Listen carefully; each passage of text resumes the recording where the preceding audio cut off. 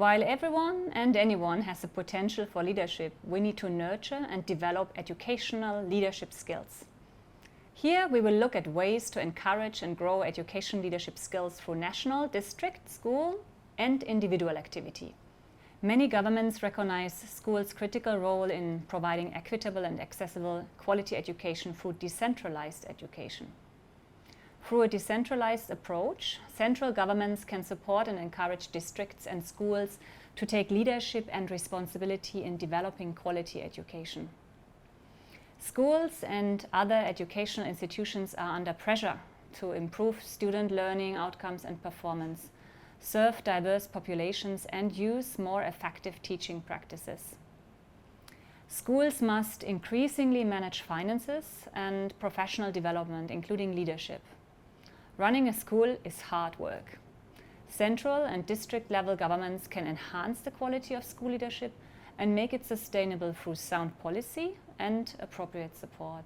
Some governments have policies indicating the standards of school principals, other leaders and teachers. For example, some national standards are the Australian Professional Standard for Principals, the Malaysian School Principal Competency Standards, and the Philippine Professional Standards for School Heads.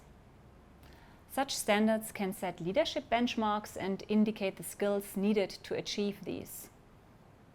Central and local governments can develop and enhance educational leadership skills to enhance equity and access through the following: requiring and supporting higher degrees in leadership and providing professional development.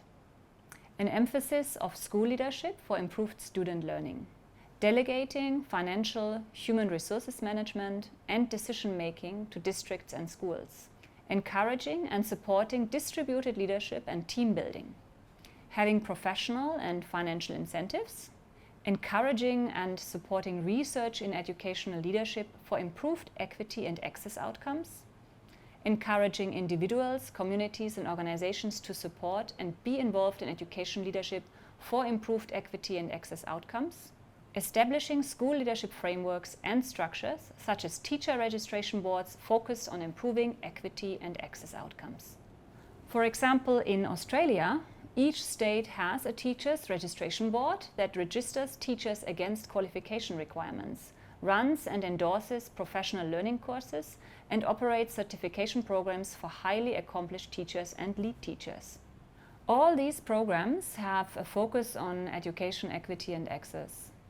Does your country have approved teachers' professional standards? And do these standards explicitly mention how teachers need to address equity and access issues? While the principal might be the head of the school, school leadership is the responsibility of many people.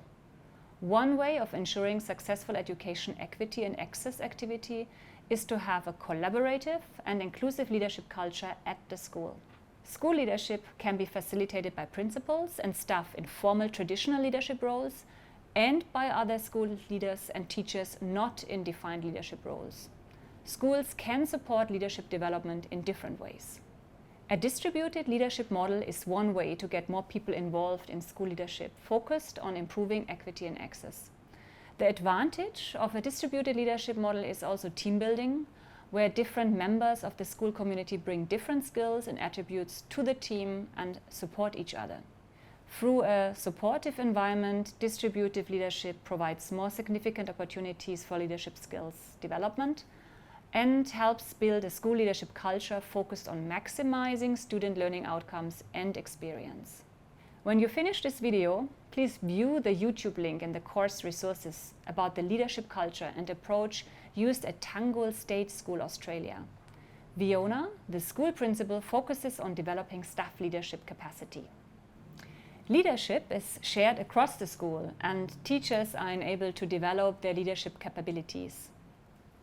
Another successful example of school leadership can be found in Bat Bo School in the Siem Reap area, where a committed and entrepreneurial school leader has been empowering a management team to help the school source its own revenue through informal fees, additional funding for learner and teacher welfare. In 2 decades, the school has grown 10 times larger, both in terms of students and teachers, same time increasing the educational outcomes of students and keeping the diverse student body. This has been a result of strong vision, management, good working environment for teachers, and strong community engagement.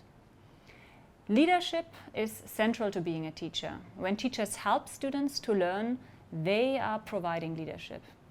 Teachers can develop their own and colleagues' leadership in addition to attending external professional learning courses. When teachers support other teachers and give advice and feedback, they develop leadership skills. A collaborating, sharing, and caring environment grows an excellent and positive leadership culture. Teachers can be the leaders of professional learning courses in their schools. Teachers have knowledge and skills, and teachers in the school understand their children's learning needs and equity issues and how to bridge the gaps. In school, professional learning is a great way to develop leadership skills, build teams and collaboration, and enhance the learning outcomes of every child. Teachers can also lead through collaboration and networks rather than just through formal school hierarchies. Collaboration networks go beyond the school into other communities. For example, science teachers might get together regularly to share, discuss, and learn about issues and teaching aspects of the subject, and importantly, how to better support every child's learning. Teachers' associations are common places where teachers can lead and share.